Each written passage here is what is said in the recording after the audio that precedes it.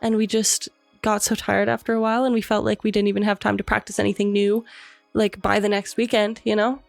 So a lot of the band, not like a dreadful thing that you like as an actor are like, oh God, I don't want to kiss him today. Like, I don't know how we're going to do this. Our job is just to, the first iteration, I would probably be pretty involved in because it would probably be local because I would be the one getting funding for it. I would be the one finding the team and putting all that. Hello, you beautiful people. Welcome back to the Long-Term Podcast. I'm your host, Advin Villa. Today, we have playwright, intimacy coordinator, director, and musician, Mika Boutin. We will discuss the Edmonton punk scene, intimacy coordination, and directing and playwriting. Mika is a very inspiring individual, and her thought process when it comes to writing and directing and kind of her music and just following her passions, it's an inspiration onto what we can accomplish if we just keep on trying and keep on following the things that make us fulfilled. It's a phenomenal episode. I hope all of you enjoy and derive a lot out of it. Everyone, welcome. All right, welcome to the Long-Term Podcast. Yeah, thank you. Mika Boutin, everyone. Hello. Yeah, how was the drive here? Not so bad. New car. So that made it really easy, but I think that other people were struggling. I saw some fishtailing. First snowfall of the year. It's just going to be like that. Real heavy for Edmonton. Yeah, for real. When it comes to snowfall this year. Yeah. So the Edmonton punk scene. Yeah. What drew you to the Edmonton punk scene, and how has it shaped your identity as an artist? What drew me to it is like, so I was really involved in like music and everything in school. And then once I left school, I was like, well, shit, like, where am I going to get my music outlet now? And then I started like going to punk shows and stuff. And then I met a bunch of girls who also like played instruments and all that. And then I was like, well, I could start a band. It'd be fun. Like, I always did theater and stuff, and it's just a different like kind of theater, sort of. So yeah, that drew me. Also, I've always been into like the political side of it because like punk is very political, and that's like what it's for. It's for that catharsis, for expressing yourself in like a not censored way through music. So I like that about it. Yeah. What else did I say? Yeah.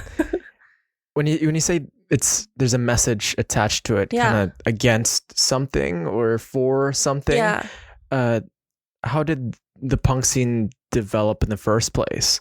Ooh, that's a hard one. So I was always into bands. There's Bikini Kill, there's X-Ray Spex, Susie and the Banshees, and they were feminism punk sort of. Mm-hmm. So they would like talk about feminist issues through song. And that kind of that's called Riot Girl, and that started in the 90s sort of.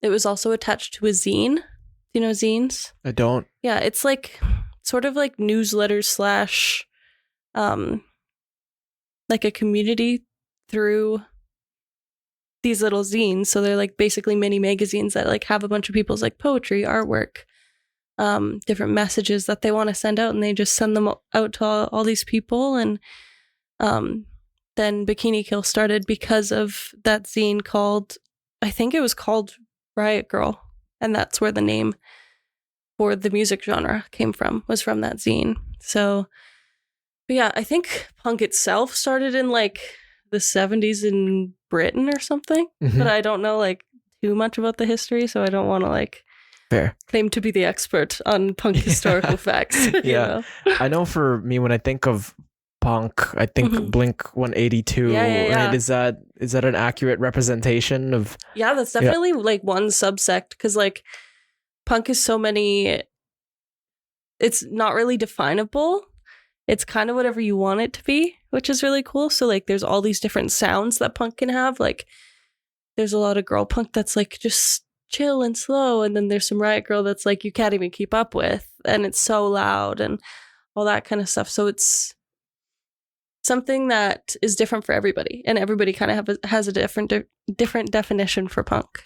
Yeah. I know I struggle with kind of the different genres. Me Right? When they say there's pop and there's jazz and then like rock, heavy rock. Yeah. And then I'm listening to all the different songs and it's like, is that really punk? And a lot of people will go, oh, that's not. No, that is. But then you listen to the mainstream ones, and when they claim it and they lead with the charge, then you could recognize, that's definitely punk, for sure. That's punk. Yeah, I think that genres can be a little like they can hold you back a little sometimes. So like there's all these crazy subsects like shoegaze and math rock and like all these different tiny little subsections, and people try to define them so literally, but I don't think it's helpful in music, to really define. You were into musical theater and kind of drama all that, and when we were in high school, I remember that. With all the different fields that you've been in, why punk? Why the punk scene? Ooh, that's a good question. I think that just like the like-mindedness of everybody. Well, for the most part, there's always going to be a few bad eggs. Yeah. But just like the community, and we were all like pretty similar ages, and then there was older people in the punk scene that I could look up to as well. Just like the way that it meshes together and brings everyone together, especially like in activism, which is something I'm pretty passionate about. It's just like a fun art that expresses things that we hold deeply, but outwardly. Yeah. Does that make sense? To go more specific, what does that entail? Maybe like, I'm trying to think. It was a lot to do with like my friends too. A lot of my friends were in the punk scene. And just like to be with them in that way, like watching music together, making music together, it's so fun. It's just like, even just like practices in the garage, and you have your beer and you have your instrument and you have your mic, and you're just like hanging out with your friends, but also making something cool. Yeah. That rocks.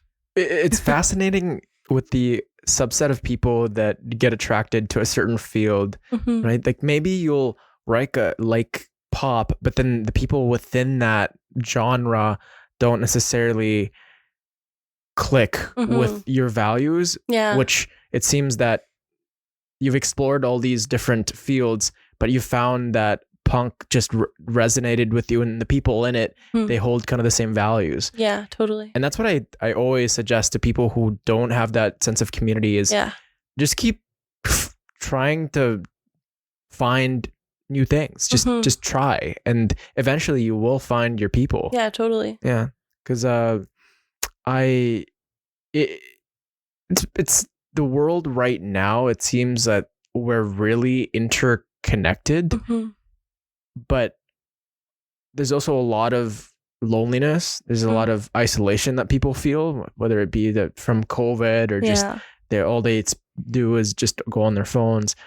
But definitely having kind of your punk community and having that, being an activist. Right? What is that? What do you protest for, or how does that activism work? When somebody says they're an activist, like what is that? Totally.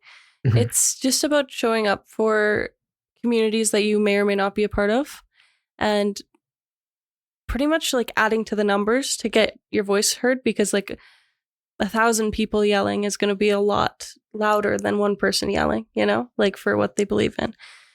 I'm really involved in like queer and trans rights. I've been to a couple of like the pro-Palestine marches. Trying to think, when during like the height of COVID, when a lot of the Black Lives Matter protests were happening, I went to that one, which felt like a risk because of like the state of the world and like just everyone's health in general. But it was really cool to see the community come together even in that, like it was the Black Lives Matter movement was such like something so much bigger than what was happening currently. It's years and years in the making. It's been coming. So, you know, yeah, all those sorts of things. And then punk, you can take all that and all those thoughts and put them into music and have your message heard through that way, like at a gig or something. Yeah. It's freeing, hey, to be a part of something greater than yourself. Totally. To believe in something that isn't just the day to day, that there are people being oppressed and there is this stigma, then you want to better the world.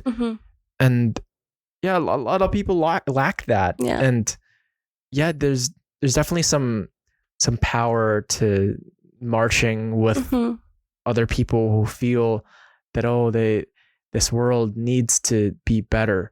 But some would say that, it's just you live in a first world country, right? Well, like, why can't you just enjoy the things that you have, your privilege? What are you actually doing? You're just marching around there, causing havoc. What would you say to those people? I would say that the voices that are silenced aren't the ones that can speak out. So people like me who have privilege, who look the way I do, are the ones that should be standing up for them. And of course, I enjoy the things that I have in life, and I'm very grateful for them. But I want everyone to have that same feeling, you know? And if I can do anything to work for that, to work for their freedom, to work for their safety, to work for their rights, I'm going to do it, because that's just like being there for your fellow people in general on Earth, you know? It just seems simple to me that you'd want to help out. That's what I appreciate about people that take initiative. And sure, a lot of people may say, that's so cringy, like why waste your time? But they feel the need to spread the love, and they feel that sure, they are going through their day-to-day, and it's they're in privilege, but they also want that for the other people that lack that. Totally. So with the types of songs that you write, it's all predicated onto kind of the built up tension that you have with kind of the oppression that's happening. How does that? Not like all of it is so like serious and political. Like my current band, Best in Show, has our whole like EP that we kind of wrote is about, like, all the songs are titled after food items. Like we have one called Eggs for Breakfast. Like they can be super silly, or they could be like about love, or they could be about catharsis. But I am specifically interested in writing a lot about religion and religious imagery. So that's where a lot of my songs tend to like flow into. Okay. Are you religious? Not anymore. I definitely used to be pretty heavy into it. Sure. Yeah.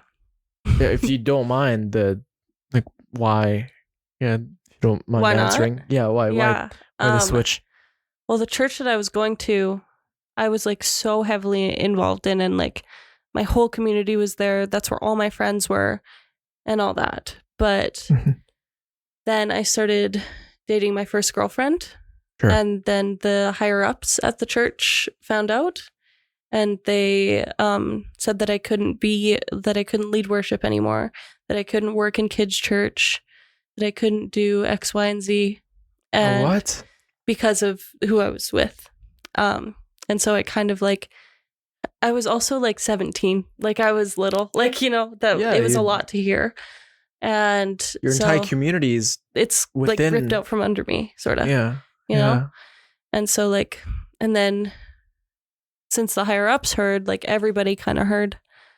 And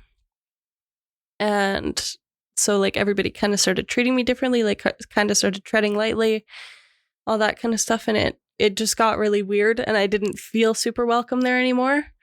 But then I found a lot of other communities and people who accept whoever I love, like me for whoever I love. So, yeah. One exit leads to an entrance. Yeah, totally. Right. And I'm sorry you had to go through that. I'm religious. Mhm. I believe in God and Jesus, Mhm. and I don't really align with a certain kind of faith. Sure, my family's Catholic, but Yeah. I'm Christian. I just believe in Christ. But Mhm. kind of like if you just go, like some people take it literally, Yeah. and I don't. It's just, and then you end up going against Mhm. the teachings just because everybody Mhm. deserves the right to love anybody they want to. Yeah. And as long as you're not hurting anyone. Yeah. And why? And then when you're going through that age, you're 17. Yeah. And your entire community is within the church. Yeah, it's just. And just like to not be allowed to be a part of it, or like worship was my way of spreading the word. Like I was on stage every Friday at youth group, like singing to God and like about Jesus and everything. And then when I couldn't do that anymore, like how am I supposed to, like spread the word in like what way? Or if like my other thing that I really liked was like leading youth group and like talking to girls who are a bit younger than me about God and that kind of stuff. And if I'm not allowed to do that, like how am I supposed to be spreading the word? And how am I supposed to be spreading Jesus's love when I don't feel it? Like I definitely believe still that there's like something higher than us, of course, but I just don't think that a lot of today's Christian values align with mine. Yeah. But yeah, I grew up Catholic as well. Yeah. Yeah. We're constantly changing. Yeah, totally. Right. And it's just tough that with people's beliefs, right? A lot of people are ostracized when really Jesus does not teach us that. No, he teaches the opposite. Yeah, it's the opposite. Yeah. Like if you asked Jesus what he would do in that scenario with the higher ups, he would not ostracize you. No. And it's just, that's where a lot of people get disdain for religion. Is stories like this. Yeah. Right. And it leaves a lot of people become really resentful. And some people never find their group. Yeah. Because they're ostracized and they're led to a path of destruction.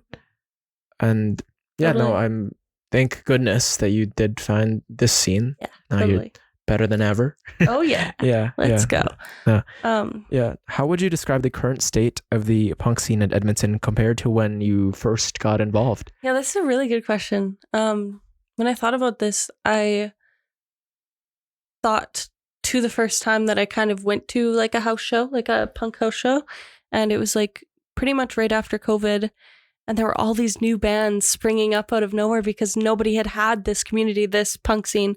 In Edmonton? Yeah. Oh, so it's years. It's really No. It had been before COVID. Sure. But then during COVID, like you couldn't do house shows. You couldn't throw shows at venues. You couldn't really even like go to the bar and like see a band. So after like kind of the mask mandates started getting lifted and like we were allowed to go see our families again and we were allowed to go hang out with friends in like a park and stuff, people started throwing house shows. And so some of the friends that I had met actually through filming a music video, this was like before I was involved in the punk scene at all, had invited me to like come to some shows at some of their houses. And I just like loved the environment. I loved the music, loved how loud it was. To a detriment. But I can't hear shit anymore. But sacrifices were made, but precisely. That's okay. So at the beginning there were all these bands springing up, including my first band, Skidettes. And we were playing shows like sometimes 3 shows a weekend. Wow. 2 shows a day. That's a lot. And we were only together for like 6 months maybe, like as a band. So it would be like every weekend there's like this gig, this gig, this gig, this gig. I think that we just brought something that that there wasn't a lot of representation for in the punk scene because we were 4 girls and 1 guy. But you don't see a lot of that. Usually it's like male bassist, male guitar 2, male drummer, girl singer, which is also fine. All music is valid. But So I think that we just brought that. And so we just got a lot of gigs and stuff. And we really got burnt out. Like it felt like 2 to 3 shows. Like no per surprise. weekend. Come on now. Yeah, it was kind of just a lot for us. And we just took it on and we were saying yes to everything because we were so excited to be playing together and to be showing our music off and all that kind of stuff. And we just got so tired after a while and we felt like we didn't even have time to practice anything new, like by the next weekend, you know? So a lot of the bands, I think, sort of felt the same issue, and some kind of like just fizzled out and were like taking breaks and stuff. But now there's all these bands that are super well rehearsed. We play like, my current band plays like, when we're playing actively, we play like maybe once or twice a month. And that gives us time to like make new stuff and like come up with something new for the next show for like the people who follow us around to different shows, so that they're hearing a different set and like all that kind of stuff. So I think everyone's just really refined and everyone's making really good music, you know, instead of just like throwing stuff together. Not that that's bad, like there's room for that, but yeah, I think that's the biggest difference, is that we just play a lot less, which is good, in my opinion. So initially you guys were just grinding it, 2-3 shows, but then the content and the new ideas are depleted because you guys are burning yourselves out. Sure, maybe you guys are getting more exposure, you're getting more hype, but then the novel ideas are dried up and you guys kind of lose that spark. Yeah, the momentum. Right? Yeah. But now it's a lot less slow. You're taking so much chiller. Yeah, just chill. And then so you perform a lot more efficiently rather than just with quantity. Totally. But quality over quantity. Yeah. That's what I'm saying. But it doesn't even like, that's what they say with passion, right? Like you're a person, then you've always followed your passion. For everybody listening, like Mika in high school was always very outgoing when it came to her singing, and when it came to whatever you're passionate about, you followed it. You never really, didn't seem like you cared what anybody thought. I don't think I was aware of anybody else, to be honest. I was like, no, it was great. It was great. I respect that. So have you ever struggled with kind of other people, because the opinions of others, especially when you're performing, right? I used to sing and play guitar here and there, and I always thought, oh gosh, what are they gonna think? And when you're performing 2-3 times a week, sure, you get burnt out, but was that ever in your mind where, oh gosh, like maybe I'm not singing as well, I'm not performing as well? Is it like, how do you battle that in your head? That's hard. I think when I was in my first band, it was kind of a lot of like, we were all just like confident bad bitches who could do whatever we want. But in this current band, I think I'm more aware because I want to sound really good and I want to give a good performance and I want to entertain. Whereas before it was just like, yeah, let's get out there and fuck it up. Which like is still sometimes the attitude, but now I'm just a lot more conscious of, I think, what people want to hear and what I want people to hear. So I do get a little more nervous now than I ever did, which is weird. Because like usually you grow out of stage fright, but I feel like I'm going into stage fright. You're more aware of the surroundings. Yeah, for real. I think that I'm just a little more discerning in my brain now. Yeah. Because like in high school and like musical theater and stuff, I never felt a fucking inch of nerves ever. Just because I'd been doing it like so consistently for so long since I was little that I was like, I don't have time to be nervous. I'm just going to do it. And so I just would. But now I think I'm a little more critical now, but I think that I get over it in a good way. So I think it's fine. I resonate with that because in high school, I was a lot more confident, I'd say, because I truly didn't care what other people thought. Yeah. Like maybe I did a little bit, but I just kind of shrugged it off as though I don't really care what they think. I'll say what I want to, and I don't care who gets hurt. Yeah. I now I'm a lot more critical of myself, which actually now I'm a lot more nervous when I'm talking to someone because I'm like, oh, I got to make sure I'm listening to them. I got to make sure I'm not talking too much. And and then you get into this kind of anxious thoughts and you kind of overthink a little bit, right? Totally. Like, oh, am I refining it? Am I getting better? Yeah. Yeah. Where there's room to the days of being a bad bitch, as you'd say. Yeah, of course. But certainly refining it and asking the audience that, oh, is this good? Is this and then kind of reflecting on what did I do wrong? What did I do right? Yeah. And kind of asking friends, family, their honest opinion. Totally. Yeah. Because then there are those people that, you ever seen those episodes of the like American Idol or X Factor and like terrible singers? Yes. But then it's because nobody ever told them the truth. Yeah, exactly. Like they're like, my mom says I can sing. Yeah. And the judges are like, yeah. Okay, let's hear it. Would you ever sign up for American Idol or any of those singing TV shows? I don't think I would unless I could do it with my band because I don't like being a solo act. I think it's boring. Well, not that I find it boring when other people do it, but I think it's boring for me because I'm a very collaborative person. Yeah. And I love to bounce ideas off and I love to have a full band. Like, I just love the way it sounds and the depth that it brings. But I don't think I could ever just go on a cappella and like sing to a track. Yeah. I don't know. Because I used to do that when I was little, like singing lessons and stuff. That was a lot of what we were doing for like showcases and shit. But, once I started working with bands, it was just like my world exploded. Are there any standout moments or collaborations within the punk scene that have significantly influenced your creative work? Yeah, totally.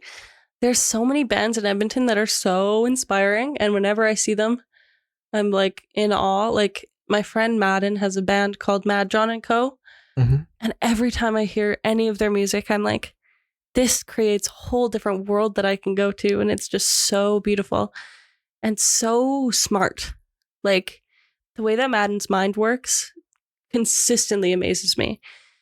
And then my friend Morris, who moved here from Lethbridge, I don't know, they've told me a few times that I was like one of the first people that they met in Edmonton. And we just like blossomed this artistic friendship that has just like gone so beautifully, and we've created such beautiful stuff together. But also like as for like band stuff, standout moments, we've played my current band Best in Show played the Starlite Room Temple stage, which also like crazy bands have played that stage when it was the Bronx, because it was a building called the Bronx before, or a venue called the Bronx.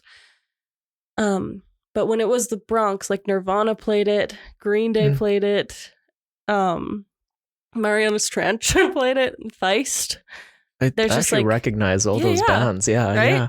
And like all these bands have played the same stage that I've played, and I've gone to see incredible bands that I really look up to on this stage, but I also get to play this stage. That's crazy, you know? Or like the Buckingham on White Ave, do you know? No, I don't. The Buckingham bar? Yeah, okay. There's a bar on White Ave called the Buck, and it's like classic party destination for kids on the weekend. But also during the week, it's a sick music venue. And so like getting to play that venue, they do something called Rockin' for Dollars, where like a bunch of bands will play in one night. And then we all get to spin the wheel at the end, and we have like a chance of winning the jackpot, or like another thing on the wheel will be like, you get spicy noodles. You just never know. But that gig is always really fun because it's such a different mix of people. Like there will be like a folk duo, or there will be like a rapper, and then we'll go play a 3-minute or a 15-minute punk set. And it's just like such a wide variety. You know, those people that are like, when you ask them their favorite kind of music, they're like, oh, I listen to everything. Yeah. That's a place to be. You can go to the Buck on Rockin' for Dollars. You'll hear everything. Oh yeah, I also got to, with my first band Skidettes, we got to open for a bunch of rappers, which was funny because we were like this. We were like, why are we here? That's crazy. What a crazy pick. Yeah. But we got to open for them, which was interesting because we were just like a 4 girls, 1 guy punk band, which is a very different sound than like solo rappers. And we got to play in this beautiful historic building downtown called the Pendennis Building.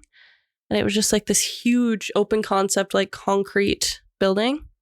And it was just so cool. That was a really cool experience. And then just house shows. Yeah. House shows rock. They're just fun. It's amazing to hear about all these memories that you've had and kind of the opportunities that get opened up with just following your passion and coming across the people that you've never just imagined. I'm so close to this person now. Yeah. Like with your friend Madden. It's it's like before that I had no idea that I would just click with someone. Totally. And then eventually you guys perform and you guys collaborate, and it's all just it's so beautiful to look back and think about it. And then we're still so young, right? So there's still so much opportunity to get out there and cause change. And yeah, it seems like the punk scene is beautiful. Yeah. It can be really beautiful. There's also like some stuff you got to watch out for sometimes, but that's in anything. That's in anything, You'll always find unsavory types. Yeah. But yeah, like it's wonderful. Yeah. And I love it. Green Day is punk? Yeah. Yeah, no, I'd listened to so much Green Day back in the day. Same with Nirvana. You know Nirvana? Nirvana, yes. Yeah. A lot of bangers. Yeah. Yeah. So you're also a intimacy coordinator. Yes, I am. So what inspired you to become an intimacy coordinator, and how has your background influenced your approach? Yeah, well, I kind of felt when I was growing up acting and stuff that it was a need, but it wasn't like tangible what the solution would be. Mm-hmm. You know, like I couldn't like think of a way to fix these things myself, obviously. But like, say for example, I'm in a show at school and there's a point where I have to kiss this dude, but I'm also 16 and I don't know how to fucking do that. And my director goes, well, just do it. Just like work on it together and do it. We don't know what to do. We're 16. Are you joking? Easy. No. Or like there was this one time I was in an audition and I had gotten called back to do a chemistry read with this guy. I think I must have been a chemistry read? Chemistry read. Yeah, it's like basically when the director and the stage management team see if you like click well with this person or if you look good with them. If you're like if they're trying to get you to play a couple on stage. But I was in a chemistry read and I was 15, I think, 14 or 15, grade 10. How old are you then? 15. And this guy that I was acting opposite of was like 35. And they wanted us to just kiss. And they said, just kiss. Like, did you look like, around? girl. Did you ever question, like, is this legal? I literally, what the hell are we doing here, guys? Yeah. And so I was like, those kind of situations made me be like, there's got to be a better way. There's just got to be something. And then around 2016, I started hearing this like strange term intimacy coordinator come up in shows that I was doing. And just like when I would go see shows and like look at the playbill, I would see like this person, intimacy coordinator. And then I was like, wonder what that is. Sounds like someone who coordinates intimacy. But then I like started doing some of my own research into it. And I was like, oh, this is something I think I could really be good at. Because intimacy is something that's like, I've never really like shied away from or been like nervous about, you know? So like, I was like, I think this could be a cool path for me. So I started doing my own research and hearing about shows like Euphoria, Game of Thrones, Sex Education, like all those different shows that have a lot of intimacy in them, getting intimacy coordinators involved. And then I started hearing that it could be like this whole career. And so I was like, that's what I'm going to do then. And so I started, a lot of my actor friends would come to me and they'd be like, we're looking for an intimacy coordinator. Do you want to do this? And so I was like, sure, I'll try. But I always try to like make it really clear that I'm just an emerging intimacy coordinator. Like I'm not like represented by any union or anything yet. Like I'm just starting out, sort of. So it's been really cool to see emerging companies like take me on as an artist and like trust me that I've done my research and that I've gotten the correct training to be able to do this. It must get real awkward, hey? Yeah. Sometimes it really does, for sure. But Wait, so, my job is to make it not as bad. Okay. So how do you ensure a balance between artistic expression and the comfort of actors during intimate scenes? Yeah. This is a good question. This is something that's like the whole goal of all of it, is to make sure that the director's vision comes to life, but that everyone feels safe. Or if not, like, sometimes when people say, I want to feel safe, they mean like comfortable.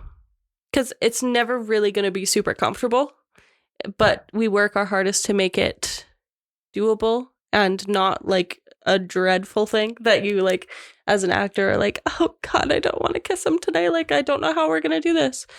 Our job is just to make sure that everyone's boundaries are in check and we can do anything possible within the actor's boundaries that will tell the story. Like I've done a lot of, let's say like an actress doesn't want to kiss their, like actually like physically kiss. Maybe their partner has said something like, I don't know if I could see you actually kiss someone, but the director still wants it to read as a real kiss. We just play with angles. So nobody ever has to touch lips and we just make it look real, even though it's not real. Yeah, so it's all choreographed. It's hard to do that on stage in live theater. For sure in film you could, but live theater, that'd be crazy. Yeah. Guys, pause for a sec. Yeah, we'll get this. Close your eyes. Yeah, close your eyes. Everybody go like this. Yeah. What about like sex scenes? Does that... Yeah. Like, I always wonder with like plays that are really intimate. Yeah. Right. And then they're actually engaging in sexual activity right there in the bed. Yeah. Like, is there actual intercourse? Never. No. Yeah? We have things called intimacy garments that we provide that are like, you know, when you play baseball and you have to wear like a cup. Yeah. It's like that, sort of. But it just ensures that no one's genitals actually touch anything ever. And so like, it's all choreographed like a dance. So I tell them where to put their hand where to put their blank, you know? And it's all like very thought out. And then we work with a lot of breath and a lot of sound and a lot of movement to imply things that are happening. Yeah. Cool. I've always wanted to ask someone that's within that field. It's never real. Never ever. Yeah, I'm like, they're really into it. Like, yeah. Like, acting, baby. Yeah. That's crazy. Mm-hmm. That's before meeting you or before, like I didn't know what an intimacy coordinator was. But yeah, it's great that there's always a niche for like the most specific things in life. Like if you're wondering what you want to do, really like throw out like the most specific thing, chances are there's something. Yeah, you can do whatever you want. Yeah. It's crazy. Are there any misconceptions about intimacy coordination that you wish more people understood? Yeah. I was thinking about this question on the way here. And have you ever seen the show The Idol? No. It's the same producer or director or screenwriter or something as Euphoria. And the opening scene of this entire series is they're doing this photo shoot and they have an intimacy coordinator, like on the screen, like on screen acting. They have an actor playing an intimacy coordinator. And the actress, it's so hard to explain, but the girl that's like in this photo shoot, she's this big pop artist. And she wants to like have her nipples out in her photo shoot. And the intimacy coordinator's like, okay, well, just to do that, we're just going to have to write up a new clause and we can do it tomorrow. We can shoot it tomorrow. We just, like in your contract, it says that you can't show nipple. And so everyone on set gets so fed up with this intimacy coordinator because he's insistent on following the contract, which is fair, because he could get in trouble, you know. Everyone gets so fed up with him that the director of the photo shoot takes him and locks him in a bathroom. And so I think that there's this misconception that we're all like rigid. Yeah, rigid and like stuck up and prudish, if that makes sense. But we're not. We just want everybody to feel comfortable and like do things by the book and have safety, physical, mental, emotional, for everybody on set. Because like when an actress, say, like does want to like have her nipples out in a photo shoot, that affects the cameraman. It, like maybe someone's not ready to see that someday. Like, yeah, it affects like every different person that's on set, and we're caring for all of those people. Yeah. What are some of the questions you ask the actors in the sex scene or kiss scene or whatever scene that is intimate to ensure that they are comfortable or safe? Because you'll catch them lying and they say they're comfortable, but they're not really, right? They're just being too nice. Are there any certain questions to? Well, one of the first things that I tell them is that during intimacy rehearsals, we have to create an environment of self-advocacy, which is basically when you stand up for yourself and you say, I don't know if I want this actor to touch me there. And so I try to make it really clear that no one's going to be in trouble for saying any boundary. So that's my job. And then basically the process is like we get to know each other first. Like we usually like play a warm-up game. Sometimes we like throw a ball around. I don't know. We stretch all together. We just we try to make it super casual.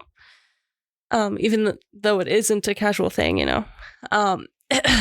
But we just try to give that relaxed environment. And then after that, we go into,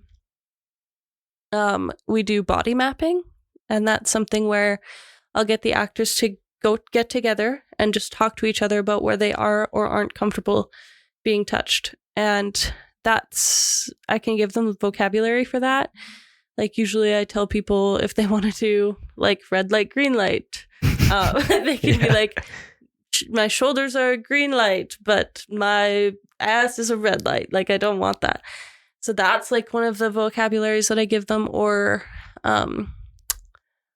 I say like you can say just bikini areas, like that kind of stuff. Like if they don't want to like actually reference something by its name. And then after that, I like listen in on that, and then I know what they're comfortable with. Usually if it's like a kiss or if it involves kissing, I asked if they want to do stage kissing or contact kissing. Contact is when lips are actually touching, like it's happening. And then a staged kiss is when we try to make it look real, but nobody's lips ever touch.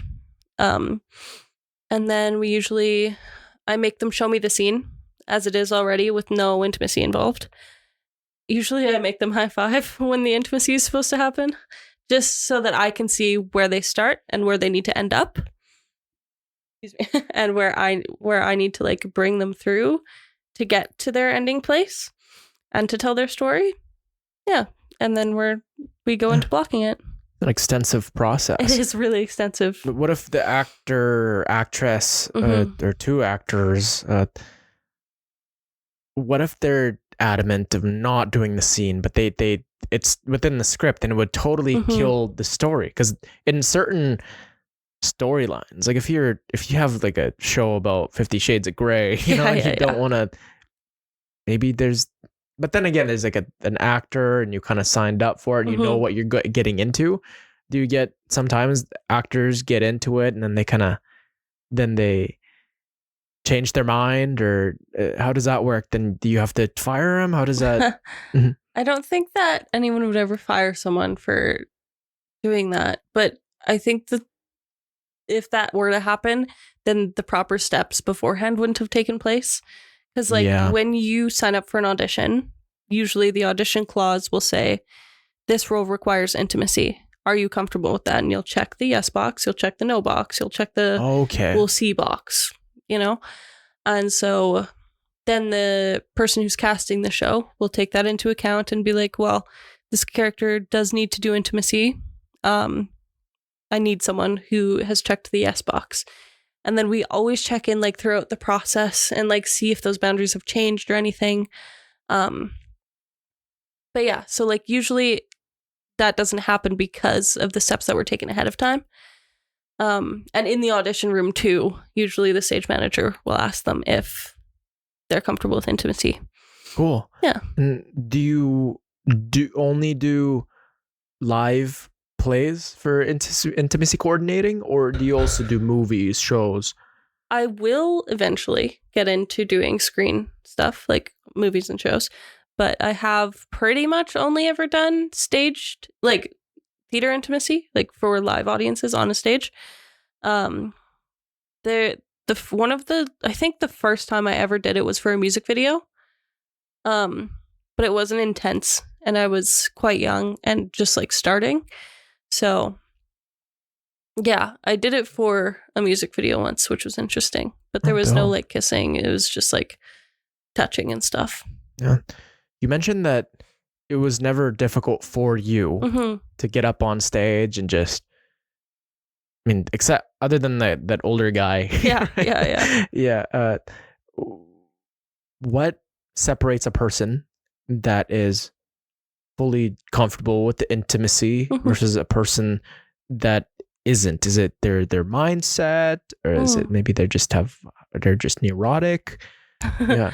I think that when an actor might not want to do intimacy, there's some boundaries maybe in a relationship that they have outside of theater. Like maybe their boyfriend or girlfriend doesn't want them to like physically kiss someone because that's a line that they draw. Or there could be something with trauma, like past trauma that they've had, like sexual abuse or something like that, that could make them feel like holding back from it. Yeah, those are like some reasons I could think of. Some people are also just like not comfortable, or like in high schools, I see it a lot where they don't want to actually kiss their scene partner because they haven't had their first kiss yet and they want to save that, you know? Yeah. So that makes sense to me. I'm like, yeah absolutely. It's a momentous moment. Yeah, exactly. Sacred. So you want to like save that. Yeah. Fair. Yeah, no, one of the worst feelings in the world is recording something and finding out after spending hours on end that none of it is usable. Just awful. That would be terrible. So how do you balance your roles as a director and playwright to bring your creative vision to life? Yeah. Well, I overall am a very visual person. Like when I'm reading a play or writing a play, always in my brain, I'm like, okay, where would this take place on stage? How would I accomplish this? Like, is this feasible? Will it look cool? I'm just really into the way that things look. So I think that really like lends itself to writing. Like the way that I direct very visually lends itself to writing plays very well, I think. Yeah, I love to, like the play I'm working on right now, I love to imagine the way that it'll look on a stage. Yeah, they really just go hand in hand. What I found is my imagination seems so beautiful, but then when I actually put it out there, right, it's so vivid and it's so colorful in my head, but then when you actually get into the process of making it, it's monotonous and it takes so much time, and it's usually doesn't come to, it comes with a price, right? Yeah. But do you find that you being able to, you prioritizing or having the mode of picturing things instead of words, does that affect your writing then? Since there's the dialogue, right? Which is kind of the scenery when it comes to writing. Totally. I think sometimes I focus so much on the visual aspect that some characters get lost sometimes. So that's what me and my dramaturge are working on right now, is kind of like getting those characters to be fully fleshed out people, like not just tropes per se. we're really working on like giving them a full story and like making sure that they feel real, if that makes sense, and focusing not so much on like, I put a lot of music in my plays and like the way that the set is decorated. I think that being where my mind goes to first can be a little challenging later, because then I'm like, oh shit, we don't even know this girl's name. Oh shit, we don't even know how old she is. Wow, it's so beautiful, but I don't know what's going what's on. happening? Yeah, for real. Yeah. But I'm working on it. I think that's what my dramaturge is really teaching me right now. Yeah, something with kind of the picture, right? And then it conveys so much meaning and words, but if you don't know how to connect a story, if you don't know how to make people understand with the dialogue, the visuals mean nothing. Yeah, right? Literally. Unless it's a play without any dialogue, or depending on the scenery. Crazy. Yeah. I just watched the one with Brad Pitt and Margot Robbie, kind of Beth. Fall Guy? No. It was I forget the title, but essentially the movie was before acting had dialogue. Oh, yeah. And so Margot Robbie became kind of the blockbuster hit because she really knew how to convey her emotion through just not speaking and just kind of, I didn't know movies, like I definitely take movies for granted so much because now it's so visual. We have CGI and it's so beautiful. Even the plays, back then they had none of that. They didn't even have dialogue. Nope. So within the movie, dialogue was introduced. Ooh. And so Margot Robbie's character struggled. Yeah. And yeah, it's a great movie. That's interesting, yeah. But check it out. Yeah, definitely. It's huge now. We need the audio. Totally. So can you share a favorite project you've worked on and what made it particularly meaningful? Yeah, totally. I'm going to yap so much. This is so awesome. I want to hear all of it. So this past June, I got to direct one of my best friend's plays that was called Your Heart is Gushing Lavender. And Your Heart is Gushing Lavender. Is gushing lavender. Yeah, that was the full title, full working title. I like it. Yeah. It's very evocative for sure. But the characters' names in it are red and blue, which makes lavender. I didn't know that. Yeah. But it was such a fun experience because I got to bring a lot of my visual stuff and the stuff that I saw when I read that script to life on stage for a sold out audience every single night, which was so cool because Next Fest, the place that we got to put it up at is like for emerging artists. And it was just like so cool to share work with so many people and get what we had to say out there. Because the play is basically about these two boys who grow up in like a town such as Sherwood Park or like St. Albert or something like that. Privilege. Yeah, totally. And they like grow up playing hockey together and they're both going through sort of mental health struggles. And they're one of the characters is kind of figuring out that he likes the other guy. And it's sort of running this balance between like what would people think and what would people do and what would people say about us if we like were to go along with this. And it plays a lot with they like each other? Yeah. Okay. It plays a lot with like intimacy between friends and where that line is, and homophobia, of course. Yeah, it was just really cool to be able to share that story, especially since it's kind of close to my own in a way. And my friend who wrote the plays. But yeah, that was just such a beautiful experience that I'm like so grateful for. We got to have like full set, full tech team. We got to pay people, which was awesome. Cause like always when you're working on a play and you're like, yeah, can you do this for free? That'd be awesome. But like being able to actually like say like, I can compensate you for your wonderful work that you did. And to get that caliber of work that you pay for is just incredible. And like the feeling of that, putting up that show was so awesome. And that opportunity was beautiful. Yeah. And there's so many virtues that align with who we are, like being able to express our identity, if Mhm. whether we are gay, whether we're black, Mhm. whether we are somebody who likes art and Yeah. we like the punk scene, Yeah. and there's all these different things, different little themes, Mhm. and to portray that to an audience, or you could sit here and tell somebody, hey, people have the right to love each other. Yeah. Doesn't people agree with you? Yeah, I'm against homophobia, sure. Yeah. Yeah. But when you put it in a play and you create a story against this, you make it relatable. It's potent. Yeah. Right? It's filled with yeah. substance, you know? Yeah. Did you wrote this from? I didn't write it. My best friend wrote it. And okay, but you just directed it. yeah, I directed it. Mhm. It was our theater company that we started. It was our first show as that company called Dog Bite Theater.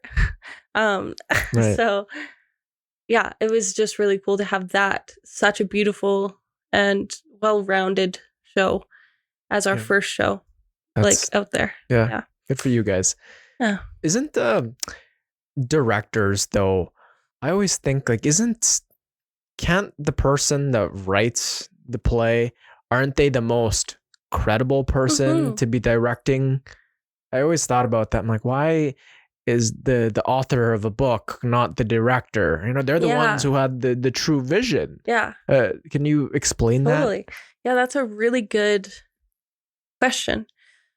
I think a lot of the times writers can be very inward people, or maybe they don't so much have an acting background to pull from, or they don't want to direct their own stuff. Like for me, with the play that I'm currently writing, I want to give it to someone else to direct because I want to know that someone else is going to be able to understand the story, see the vision, and like be able to tell the story that I've written without me being there and like whispering in their ear all the time. I want to make sure that it's clear enough that someone else could take it away and do it like exactly as they wanted to. There's utility in having a director. So if they do align with your own vision, that means that somebody reading the play or watching the play gets what you're trying to write down. So like this first iteration of the play that I've written called Televangelists, the first iteration I would probably be pretty involved in because it would probably be local because I would be the one getting funding for it. I would be the one finding the team and putting all that together. Like I'd be the one choosing the director because nobody else like has any, what's the saying? Nobody else has any onus to the script. Like I'm the one that wants it to be out there because I wrote it. So I'll probably be pretty involved with the first iteration, but then like say a university hears about this script and they're in Ontario, say, and they're like, hey, we want to do this script. Then I'm not going to fly to Ontario and direct it, you know? So like, or like someone in friggin' England could be like, hey girl, want to do your play? And I'd be like, hey, take it away. So I want to make sure that it's clear enough in story that someone else could take it away and put it up and have it be just as effective there. And then that allows for so many different iterations of it to come to life. Like if you think of, I don't know, the Citadel here in Edmonton just did A Streetcar Named Desire. And their interpretation of it might be so different from an interpretation of it in like the 1900s, 1990s. I don't know when it was written, shit. But like every iteration can be so different. And that's so cool. Like, or even if you think of Shakespeare, like, have you seen Romeo and Juliet, like the Leonardo DiCaprio version? I have not, but I did read it in class. Yeah. So like there's that classic Shakespearean version. And then in the 90s, they took it and made it into like this crazy movie that happens in LA. And the story of the Montagues and Capulets still manifests and is timeless. But like they're wearing Hawaiian t-shirts and like going to costume parties, you know? So yeah, it's just sort of me not directing my script ensures that someone else could interpret it That makes sense. Yeah, no, that makes That was sense. a long-winded And answer. do you get compensated if, let's say, U of A wanted to use your play? Totally. If this play were to say like get super huge, I would probably like get representation, get an agent that would like hold the script and the rights to the script. Like me and my friend Tori, who me and her run Dogbite together, we're trying to find something to do at the Edmonton Fringe this summer, and we found this play that we were super into, and then we looked at how much the rights costed, and it was $2,000 for like the rights just to be able to perform the play. That's not including paying the actors, paying the tech people, paying for our venue, like any of that. Yeah. So we were like, holy shit. But it's $2,000 because this person who wrote this play spent years of their life writing it. Like I've been writing my script since not this past September, but the September before that one. So that's like hours and hours and that's hours their life's of writing. Work. Yeah, for real. And then you just strip that away and you just make it your own. It's that's where I resonate with procrastination, or not procrastination, plagiarism now. Yeah. Because it's someone else's work. They've put sweat, blood, and tears. Absolutely. And the getting beat down and kind of going into writer's block and then having these the creative dry spells. The worst. Yeah, and then somebody up and comes and just takes your the credit. Come on now. Yeah.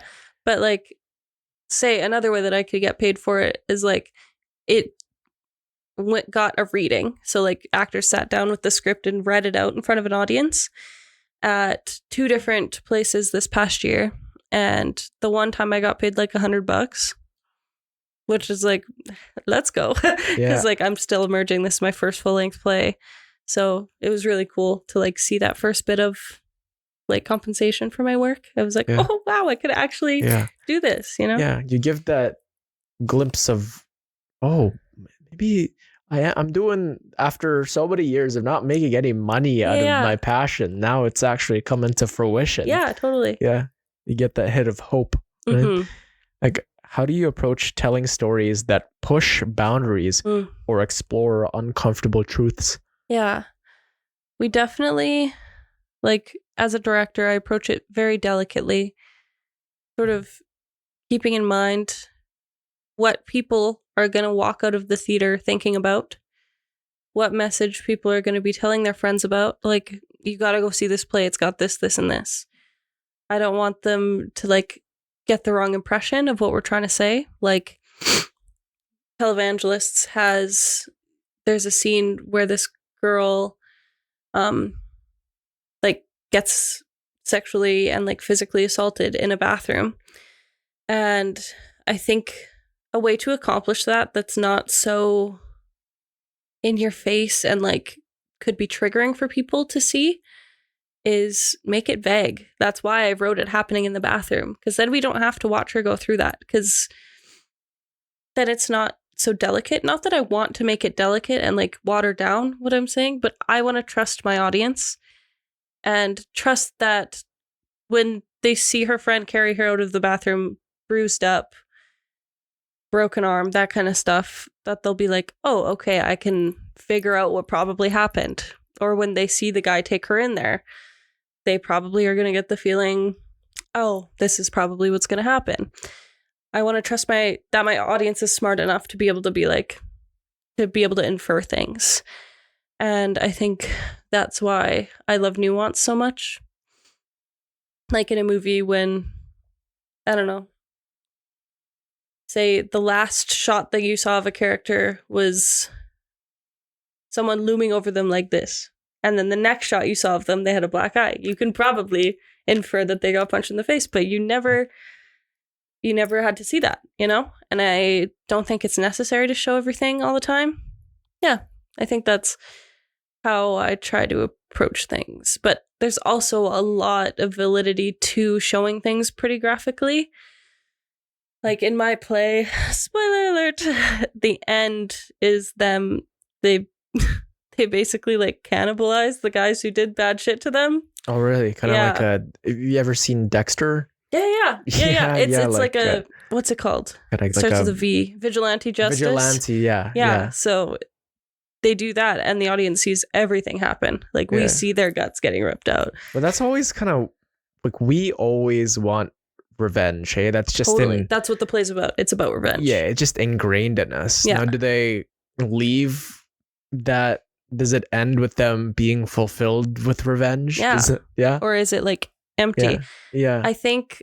I could see both ways. Yeah. Yeah. It sort of takes a culty turn near the end, and the girls in the play kind of start their own religion, and that's after the Lamb of God. So they worship the Lamb, who's also another character in the play. And so that religion kind of takes over them. Well, it's like a cult more so. It's not like normal Christianity or anything. It's like it really like overtakes them, and that's what drives them to feel affirmed in doing what they do to the boys at the end. It's pretty crazy. You can get people to do unfathomable things just based on how you frame things when it comes to their beliefs, right? And I'm sure the girls cannibalizing the perpetrators didn't undergo that by just one idea presented. Exactly. No, it was some sort of component within that story thrusted them towards undergoing this action, and it's justified based on what they believe in. And then they would carry that for them not to get too like neurotic about it and go, oh, I'm gonna go to hell. You kind of have to justify it as, oh, this person did me wrong. They deserve all the hell that they called for. And that's what I want the audience to leave thinking. That's like what I was talking about before, of like what I want the audience to tell their friends about. I want them to leave this play being like, and those girls did exactly what they were supposed to. And those boys got exactly what they deserved. I want them to be on the girl side. I want them to be able to see that revenge was necessary in these girls' minds, at least. Yeah. I want the audience to be on their side. What do you think of revenge? I think that it's in real life unnecessary, but makes for great storytelling. For sure. It's drama. I think in real life, the times I've been wronged, I do get my an eye for an eye moment. Yeah. It's never fulfilling. No, it's totally. There's the thought of it, right? Yeah. It makes for great screenwriting. Yeah, right? Totally. But yeah, you're catapulted to do certain acts, and I always think that the quote of the best revenge to your enemy is not to be like your enemy. Precisely. Yeah. Don't stoop to that level. I do play with it in my head though. What if I just this person? What if? What if? Totally.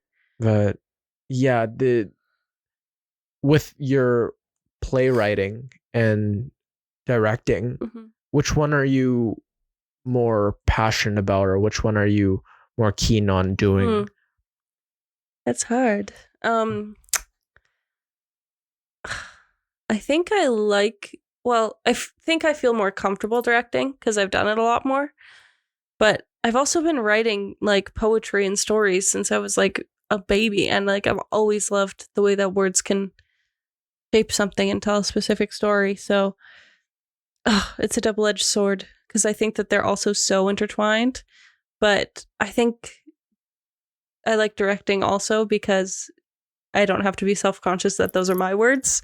Yeah. That's someone else's words. And then if I like find a line in a script where I'm like, why the hell would they write that? It's not me. So yeah, I like directing a lot, but I like them both. I just think that directing is what I'm quite suited to, just with my background in acting and intimacy coordination and all that kind of stuff. Yeah. So you're part of a band right now. Yep. You're an intimacy coordinator, director, and playwright. With all these things pulling at you, doesn't it become overwhelming? And Like, don't you run out of time? But it seems like you got a lot on your schedule. Yeah, I don't have a hell of a lot of free time, to be honest. But right now, like, I just graduated from theater school. Congratulations. So, thank you very much. So I'm just like trying to find a big girl job that's going to be like reliable. Because like when you're directing a show, that's like what, maybe a 4-month contract and then you're done.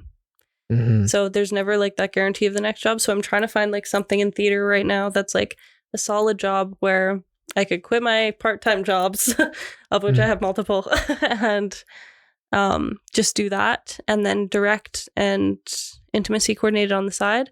Because intimacy coordination really doesn't take up a lot of time, to be honest. Like, usually shows, I'll go in for one night of their rehearsal process, or like one day, and I'll do a whole day workshop with them and that kind of stuff. But it's not like I'm there every single week, every single day, whatever. And then band stuff has honestly been really like hard to pin down lately, just because all the members, like, it's like wrangling wild horses, to be honest, because everybody's off doing their own stuff, and like everybody's working, everybody's in shows, everybody's doing a whole bunch of stuff. So it's kind of hard to peg us down right now. But yeah, so we're on like a little bit of a we're chilling moment, but we're hoping to get jamming again soon. So right now it's really just like trying to find that big girl job, working my part-time jobs as well, and like getting the gig on occasion. So it's a lot though. Yeah, it truly is. yeah, I bet. For the people that don't know where they're going and they want to get into playwriting and maybe intimacy coordination, and the band scene, because you hear this rhetoric of the starving artist, the musician, what are you going to do with an arts degree? Yeah.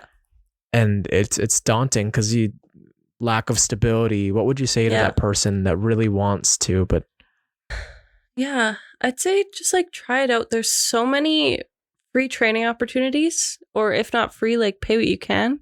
I think the theater and music scenes are moving towards that a lot. Yeah, so like there's a lot of like pretty cheap or free training in and around Edmonton, Alberta, on like Calgary and stuff. Our theater scenes are amazing, and there's always something to do, and always something to like even just shadow people. Like if you call up this director that you really like and you're like, hey, could I sit in on a rehearsal and like watch the way that you direct? They'll probably be like, sure. There's just like always something to do, and make your own shit. Like make your own work. If you're not getting funding for something, go out and ask for sponsorships from people. It's just like, it's all kind of on you to do. Yeah, you just gotta really want it and really reach for it and know all the resources, which is hard. But once you have those resources, you'll make your connections. You'll make you'll build relationships with companies, and it's kind of convoluted and a little long-winded, but you've just got to do it. It's got to be on you. Yeah. Thank you so much for coming on the long-term podcast, Mika. Thanks for having me. Yeah, no, it's great what you've done so far and following your dreams and passions, and it's really inspiring. Oh, thank you. Yeah, that was very nice. Yeah.